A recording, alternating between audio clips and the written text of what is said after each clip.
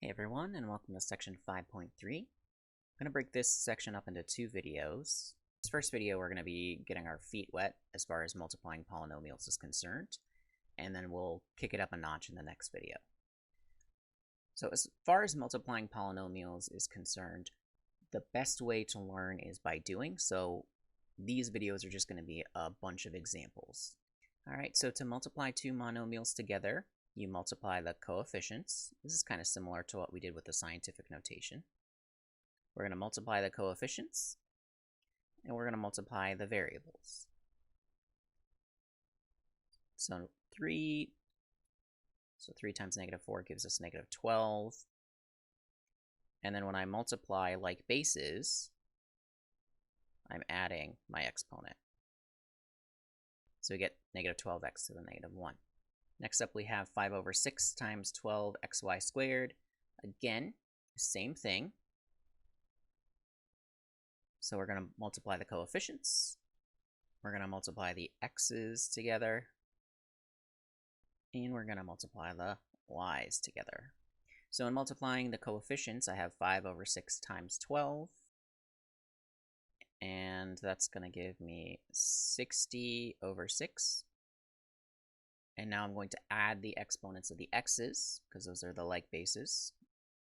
And same thing with the y's. So we get 10x to the fourth times y to the third.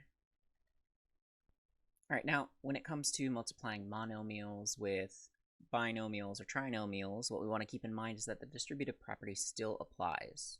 So we have two examples here. And I'm going to be distributing this negative 3y to each of the terms.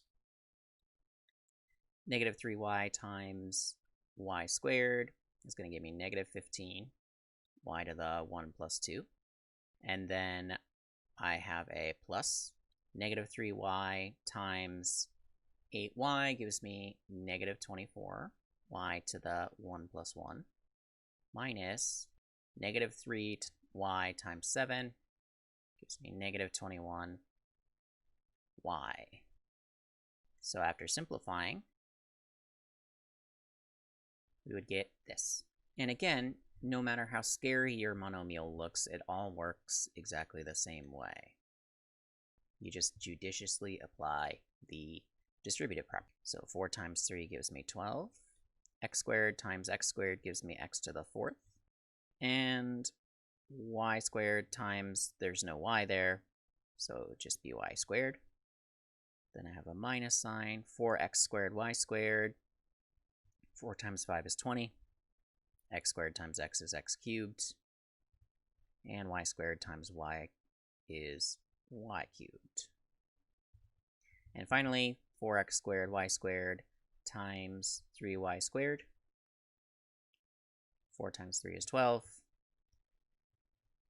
There's no x's, so we would have x squared. Y squared times y squared is y to the fourth. Okay, so the next notch up in difficulty would be multiplying by binomials. So here are some binomial expressions. And again, there's a couple of different ways of doing this. You can again use the distributive property by distributing this entire expression. So what would that give us? X plus 8 times x, literally x plus 8 times x, plus x plus 8 times 9, right? And then you gotta distribute again. So you get x squared plus 8x plus 9x plus 72, collect like terms, and get x squared plus 17x plus 72. So that's one way of doing things. You could also apply what's known as the FOIL method.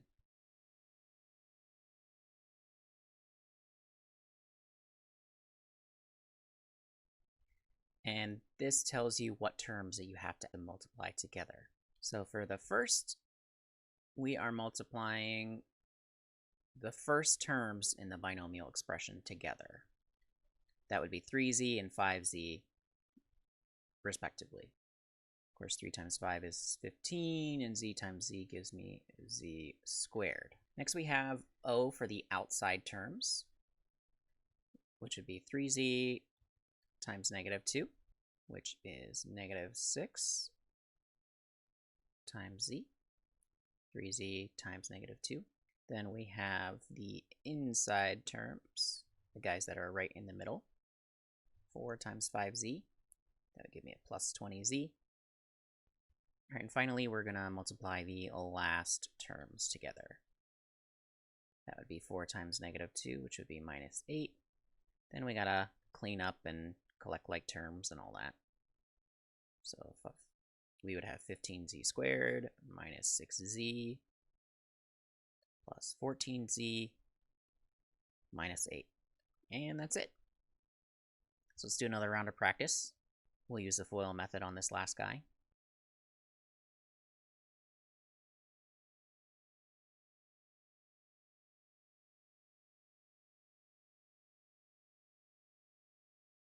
And we get 20x squared plus 51x plus 27. Now we also have what your textbook calls the vertical method, and this is basically the same thing that you do for regular multiplication. And I kind of like this method because it's easy to keep track of things.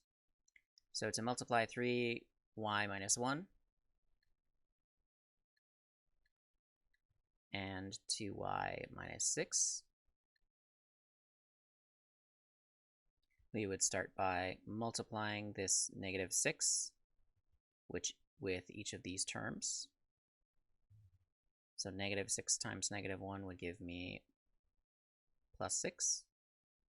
And negative 6 times 3y gives me negative 18y.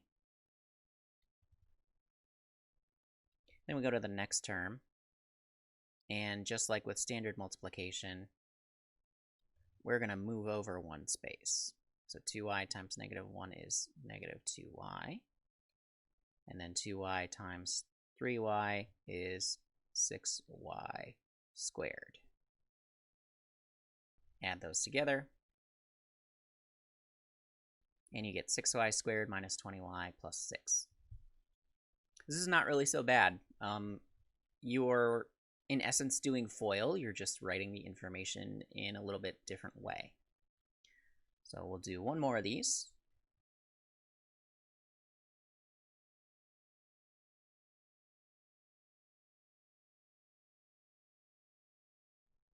All right, negative 11 times 5 is negative 55. Negative 11 times 3pq would be negative 33pq. Move over a space. 6pq times 5 would give me 30pq.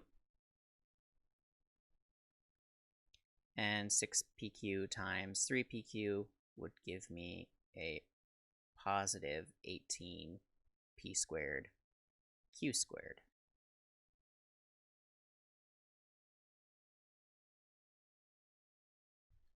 And there we have it.